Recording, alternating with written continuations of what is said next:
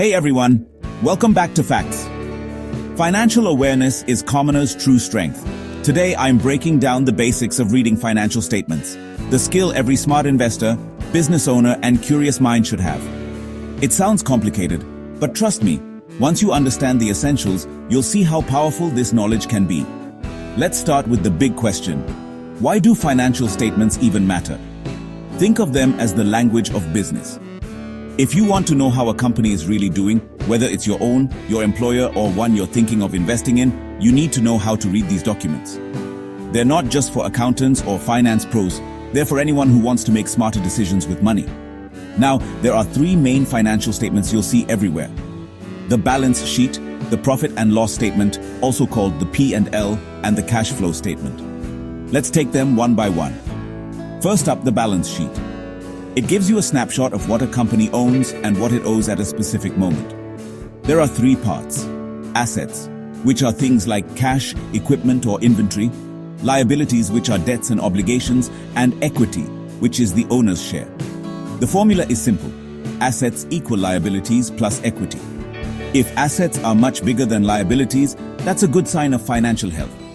Next, the profit and loss statement, or P&L. This one shows how much money the company earned and spent over a period, monthly, quarterly, or yearly. Key terms here are revenue, all the money coming in, cost of goods sold, what it costs to make what you sell, and expenses like salaries or rent. The bottom line, net profit. Always check the margins, gross, operating, and net to see if the business is truly making money. Third is the cash flow statement. This breaks down where the actual cash is going. You'll see cash from three places: operating activities, the main business, investing activities, buying or selling assets, and financing activities, things like loans or dividends. A warning: if a company is always negative on cash flow from operations, that's a potential red flag. But here's a tip: don't just look at one statement. They all connect. For example, a company can show a profit but still be tight on cash if customers don't pay on time. Or if liabilities keep rising, it could signal brewing trouble on the balance sheet. Always check how things are trending over several years. Now, a few key ratios make all this easier.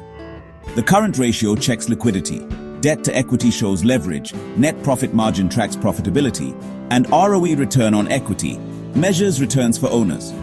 You don't need a finance degree to use these, just a little curiosity. Let's run a super simple example. Imagine a company has INR 100 crore in assets, INR 60 crore in liabilities. What is its net worth? INR 40 crore, simple, right? And let's say INR 10 crore in net profits on INR 100 crore of revenue. That's a net profit margin of 10%. The ratios and trends tell you instantly if the business is healthy or risky. It's that practical.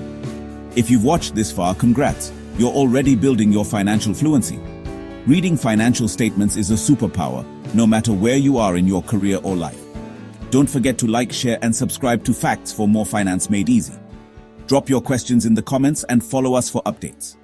See you in the next video, where I'll break down even more finance concepts that matter to you.